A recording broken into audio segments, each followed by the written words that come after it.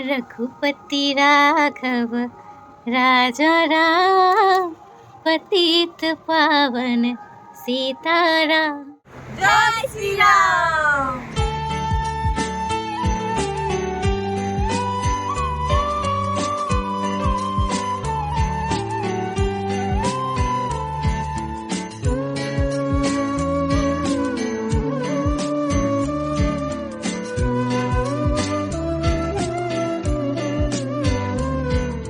পাঁচশো বছর পর রামলালা তার ঘরে ফিরছে। 2024-এর সবচেয়ে বড় দিন আমরা সবার লিগে আশা করি। আজকের দিনে রামলালার প্রাণ প্রতিষ্ঠার সময়ে আমার ঘরেও পূজা শুরু হয়ে গেছে। আর এদিকে টিভিতে রামলালার প্রাণ প্রতিষ্ঠার এই দৃশ্য আশা করি কেউ মিস করছো না। আমরা যারা অযোধ্যা যাইতে পারছি না, তাতে কি হয়েছে, আশা করি সবাই ঘরে বইয়া রামলালার দর্শন করছো। জয় শ্রীরাম। আজকের দিনে ঘরে বয়ে থাকুন একদমই নিষেধ।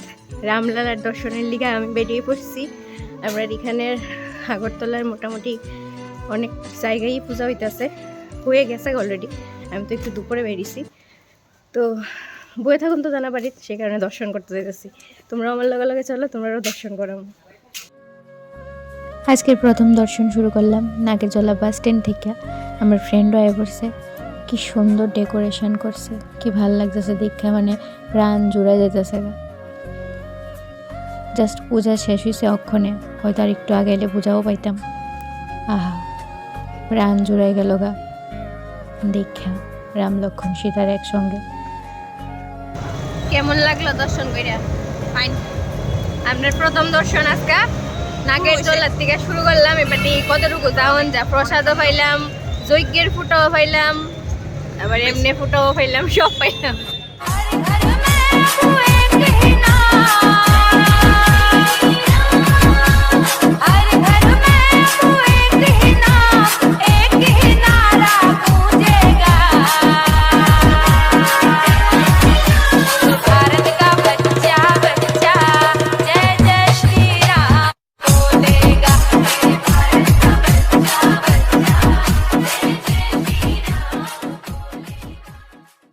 শহরের প্রত্যেকটা অলিগলি আজকে একদম রামময় হয়ে রয়েছে। আর সেই রামময় রাস্তা দেখতে দেখতে পৌঁছে গেছি আমরা এখানের দুর্গাবাড়িতে, যেখানে জাস্ট এখানেও পূজা শেষ হইলো। আর পূজার শেষে আমি ঢুকলাম।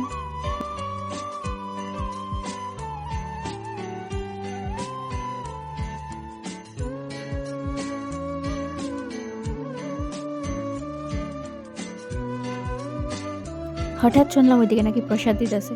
দৌড়াইতে দৌড়াইতে তাই বললাম এদিকে, যাক ওই দিকের যজ্ঞের ফোটাও পাইছি, পূজা পাইছি না তো কি হয়েছে, প্রসাদ তো পাইতেছি প্রত্যেকটা মন্দিরে। যদি বাড়িতে বয়ে থাকতাম তাইলে কি প্রসাদ পাইতাম? বাড়িতে বয়ে থাকলে পাইতা? একদমই না। আমি পুরারা বাটি ভর্তি করে আনছি, তাই লিগে লইছি।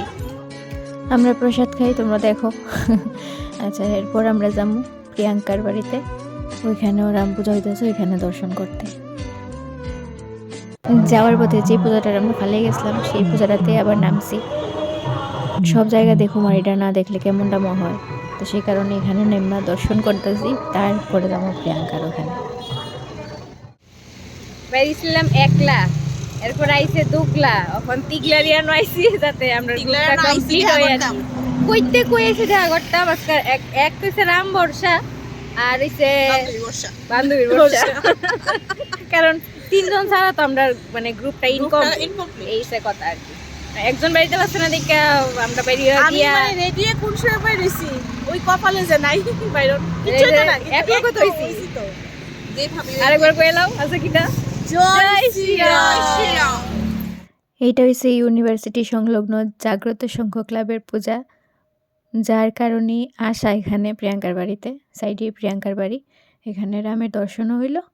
আর ঠিক বাড়ি যাওয়ার পথে দেখলাম শোভাযাত্রা, সবার হাতে হাতে প্রদীপ, কারোর হাতে মোমবাতি নিয়ে সবাই শোভাযাত্রাতে বেরিয়েছে। আর প্রত্যেকটা রাস্তার, দোকান, বাড়ি, সব জায়গায় শুধু আজকে প্রদীপ আর প্রদীপ, মানে আলো আর আলো।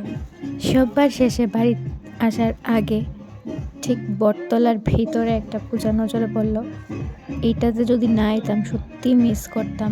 এত সুন্দর কইরা সাজাইছে আর এত সুন্দর ঠাকুরের রূপ, মানে আমি মুগ্ধ হয়ে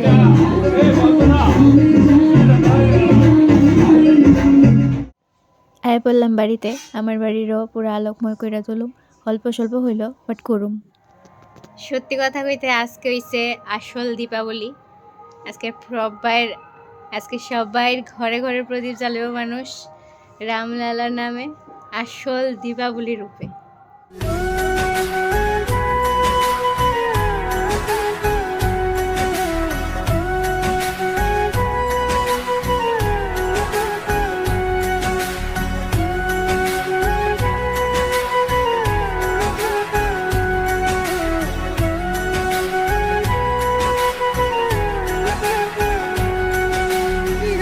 जय श्री राम रघुपति राघव राजा राम पतित पावन सीताराम, रघुपति राघव राजा राम, पतित पावन सीताराम।